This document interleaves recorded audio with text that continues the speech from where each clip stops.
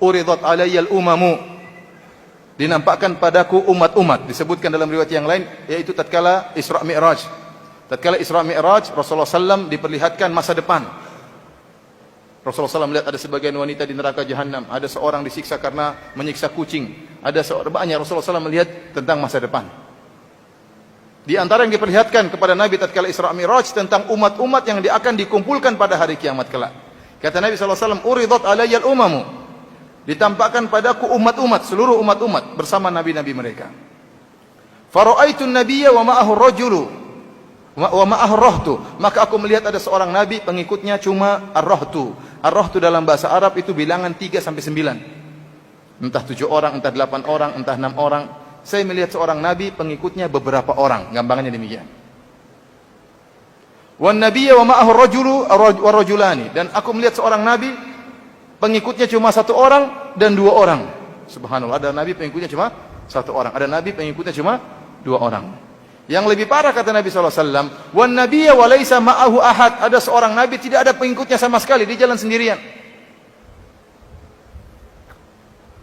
Ini dalil bahwasanya kebenaran tidak diukur dengan suara yang terbanyak, dengan pengikut yang terbanyak. Lihat para anbiya, di antara mereka ada yang pengikutnya banyak, ya, dan ada yang pengikutnya cuma beberapa orang, dan ada yang pengikutnya cuma 1 orang, dan ada pengikutnya 2 orang, dan ada pengikutnya tidak ada sama sekali. Lihatlah Nabi Nuh alaihissalam, ya, yang berdakwah 950 tahun. Alfasanatin ila khamsina ama, 950 tahun Nabi Nuh berdakwah. Kemudian dia berkata, inni da'autu qaumi lailan wa nahara, aku mendakwahi kaumku siang dan malam, bukan cuma pada isya aja, ya, siang malam berdakwah. Luar biasa Nabi Nuh dengan berbagai macam metode. Thumma inni da'autuhum jihara, terang-terangan, terkadang israra, dengan secara sembunyi-sembunyi. Semua metode dilakukan oleh Nabi Nuh alaihissalam, ya. Namun semakin beliau berdakwah semakin lari orang. Dan Allah berfirman, wa ma amana ma'ahu illa qalil, dan tidak ada yang beriman kepada Nabi Nuh kecuali cuma sedikit. Sampai akhirnya mereka mengejek Nabi Nuh, mereka mendustakan Nabi Nuh. Sampai akhirnya Allah Subhanahu wa taala menyuruh Nabi Nuh alaihissalam untuk membuat kapal yang besar, padahal tidak ada hujan sama sekali. Mulailah Nabi Nuh bikin apa? Kapal bersama umatnya. Datanglah kaumnya mengejek Nabi Nuh. Wahai Nuh, sudah ganti pekerjaan, tidak berdakwah lagi, jadi tukang kayu sekarang. Diejek Nabi Nuh alaihissalam. Artinya apakah kita katakan Nabi Nuh gagal dalam berdakwah? Jawabannya tidak. Kenapa? Innama alaikal balad. Kata Allah Subhanahu wa taala, tugasmu adalah menyampaikan. Hidayah di tangan Allah Subhanahu wa taala. Meskipun pengikutnya sedikit, Allah tidak mencela Nabi Nuh alaihissalam. Allah tidak mencela para nabi yang pengikutnya cuma 1, 2, beberapa orang, ada yang tidak punya pengikut sama sekali. Karena sebagian orang tatkala mereka berdakwah tidak ada pengikutnya, maka dia rubah cara dakwahnya. Pakai dangdutan misalnya, ya, supaya rame. Ya, misalnya. Memang rame. Orang-orang joget memang benar rame. Laki-laki perempuan kumpul ikhtilat, joget-joget, ya. Pengajian dengan dangdutan, ya. Apakah yang dibenarkan? Jawabnya tidak dibenarkan. Ini adalah talbisul haqq bil batil, mencampur adukan antara kebenaran dengan kebatilan. Tapi para hadirin Allah Subhanahu wa taala, dan ini tasliyah bagi Nabi, hiburan bagi Nabi, bahwasanya ternyata ada para nabi yang tidak punya pengikut sama sekali. Kemudian kata Nabi SAW, idrufi ali sawadun azimun, tiba-tiba dinampakkan kepada aku jumlah yang besar. Fadhanantu annahum ummati. Nabi mengatakan, saya menyangka itu adalah umatku. Karena Rasulullah SAW tahu, dikabarkan oleh Allah, pengikutnya banyak. Rasulullah SAW melihat pengikut yang begitu banyak, kata Rasulullah SAW, aku menyangka itu umatku. Faqila li hadha Musa wa qaumuhu. Maka dikatakan kepadaku, itu bukan umatmu, tapi itu umatnya Nabi Musa bersama Nabi Musa alaihissalam. Ini dalil bahwasanya umat terbanyak setelah umat Islam adalah umat Nabi Musa. Dalam riwayat dikatakan kepada Nabi, undur ilal ufuq, lihatlah kepada cakrawala yang lain. Tiba-tiba sawadun azim, tiba-tiba terlihat jumlah yang sangat banyak yang menutupi cakrawala. Dikatakan, hadhihi ummatuk, inilah umatmu wahai Muhammad sallallahu alaihi wasallam. Kemudian Rasulullah SAW mengatakan kepada para sahabat tatkala menyampaikan hadis ini, kata Rasulullah SAW, wa ma'ahum sab'una alfan yadkhulunal jannata bighairi adzabin wala hisab. Di antara umatku ada 70.000 orang yang masuk surga tanpa azab dan tanpa hisab.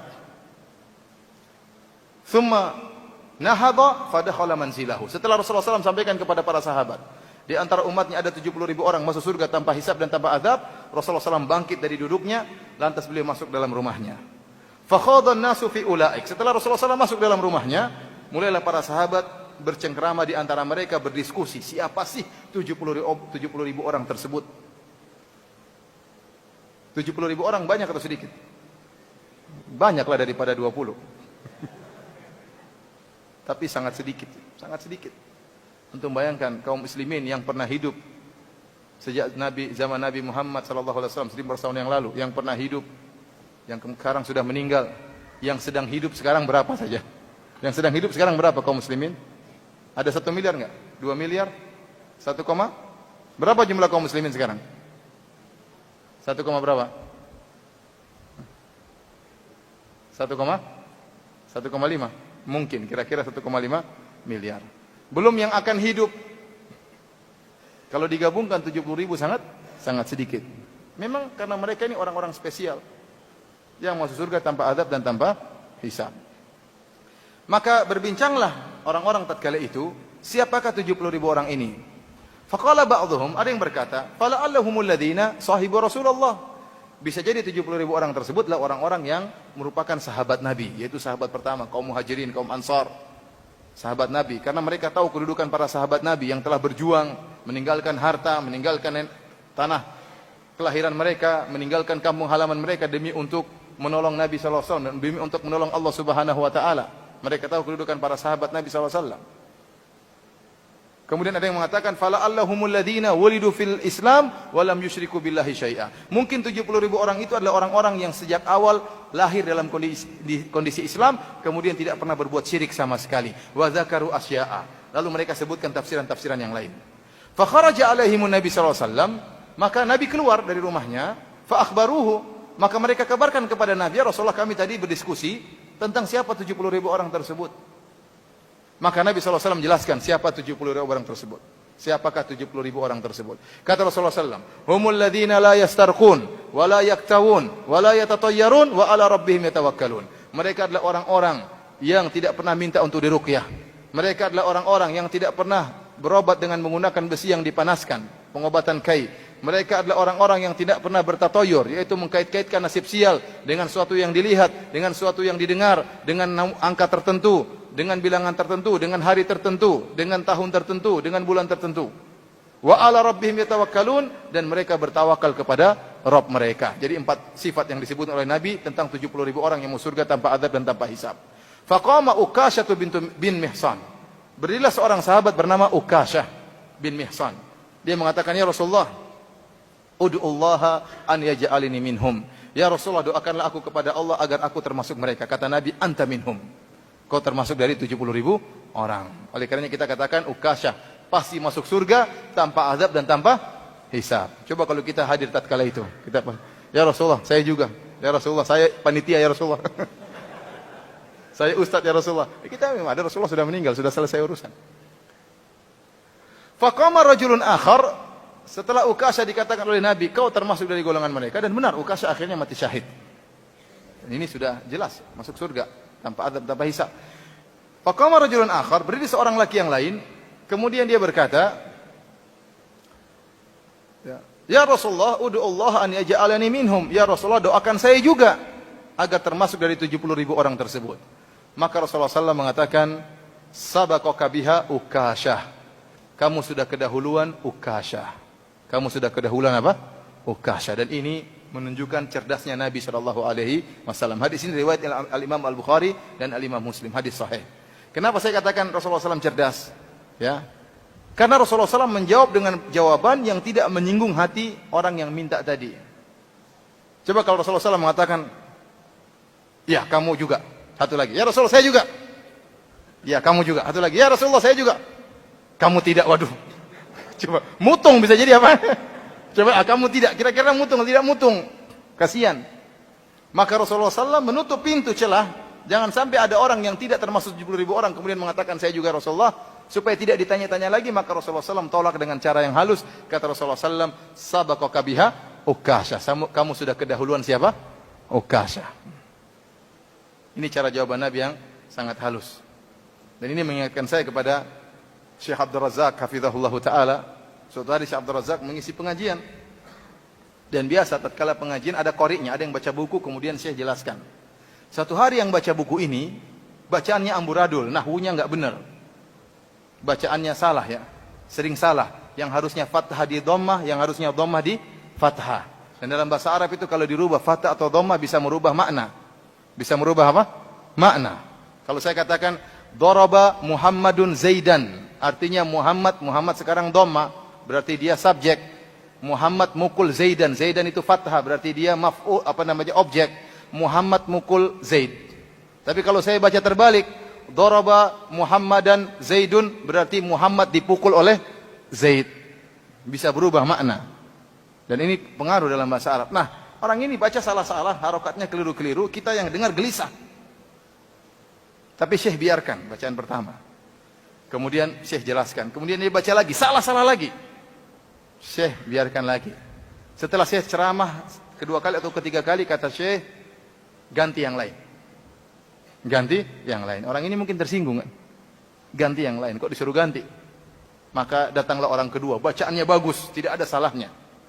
Dia baca terus bagus. Tidak lama kemudian kata Syekh, ganti orang ketiga, ganti lagi.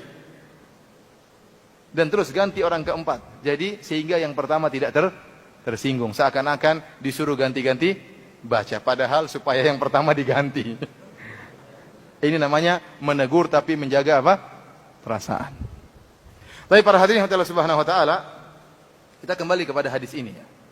Hadis ini menjelaskan tentang ciri-ciri orang yang masuk surga tanpa azab dan tanpa hisab ya. Jumlah mereka 70.000 orang. Dalam hadis yang lain Rasulullah SAW minta tambahan. Kata Rasulullah SAW, "Fastazattu Rabbi." Saya pun minta tambah kepada Allah Subhanahu wa taala. 70.000 sedikit.